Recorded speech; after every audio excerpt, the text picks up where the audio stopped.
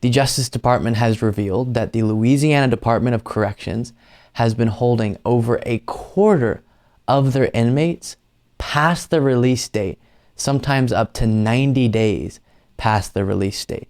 Look at this from CNN.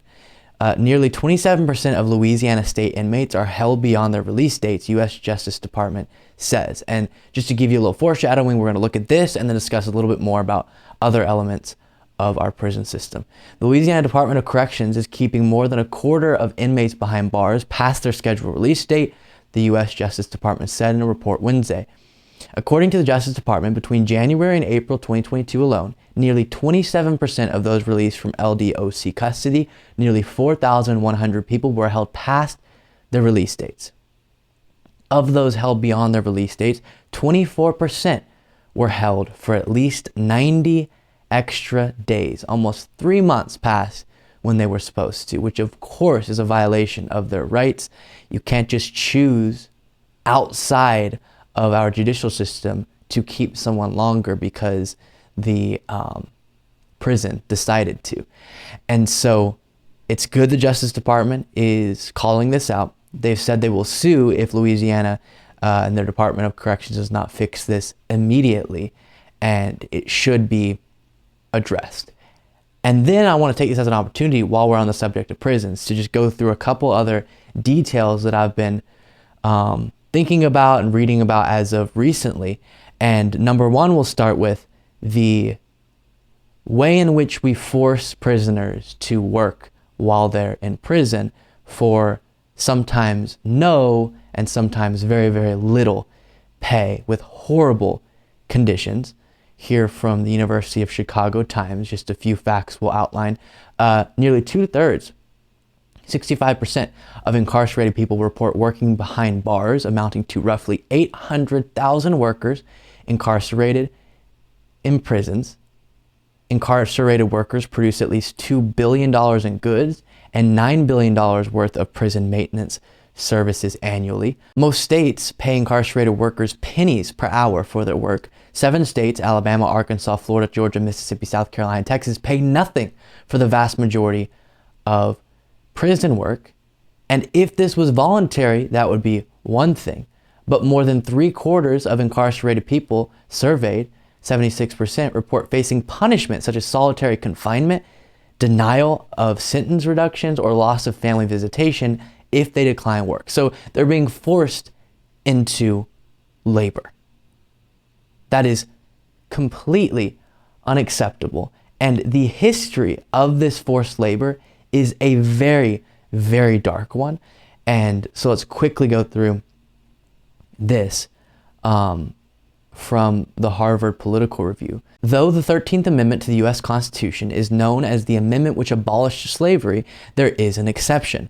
As punishment for a crime of which one is duly convicted, slavery and involuntary servitude are permitted. Ratified in 1865, the 13th Amendment paved the way for Jim Crow laws in the South. Legislatures established black codes, strict laws explicitly punishing black people for petty crimes such as loitering, not carrying proof of employment, and more.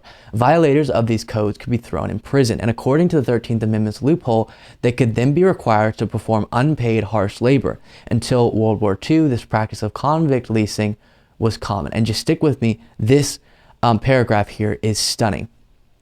The convict leasing system was designed to continue the subjugation of black people after slavery was outlawed. It was not until this system was implemented that there were more black people than white people incarcerated in the U.S., and that has not changed.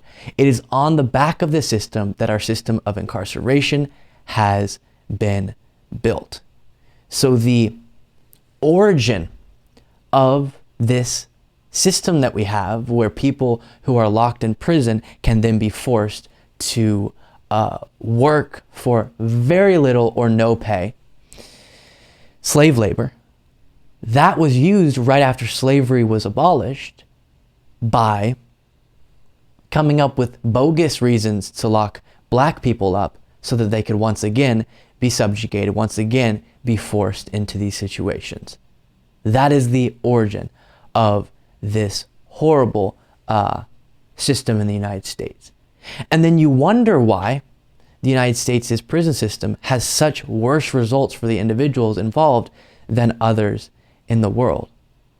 I want to quickly look at a couple more facts and then we'll discuss a little further. All of this is very important. The United States has the highest incarceration rate in the world. About 25% of the world's total prison population is in the United States.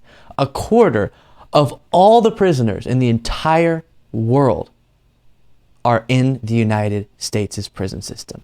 And a big reason for that is the fact that our recidivism rate is so high. One last thing we'll look at, recidivism is the tendency of a convicted criminal to repeat or reoffend a crime after already receiving punishment or serving their sentence. The United States has some of the highest recidivism rates in the world. According to the National Institute of Justice, almost 44% of criminals released return before the first year out of prison.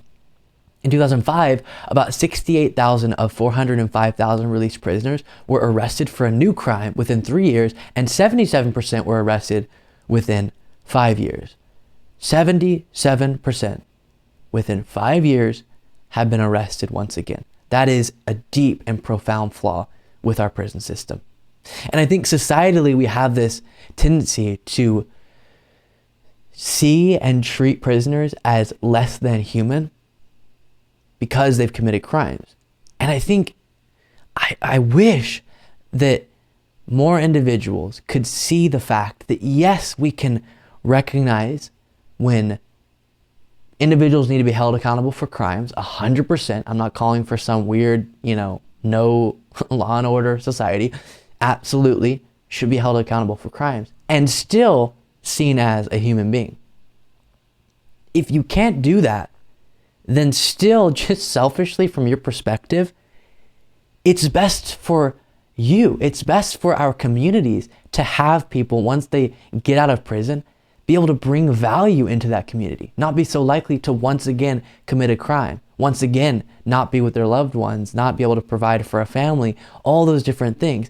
If we truly care about enriching our communities, one of the ways we can do that is by improving the prison system so that individuals don't get treated in the way that they do, and thus be set up perfectly to continue with negative life actions. Let me know what you think. Luke P. Beasley on Twitter. Thank you so much for watching. If you want to be a part of what makes this show possible, plus get access to the full video version of the show hours before any of the clips are uploaded to YouTube, plus get the extra bonus show every single Saturday, you can do so by going to patreon.com/Luke Beasley. That's patreon.com/Luke Beasley, and there's a link in the description.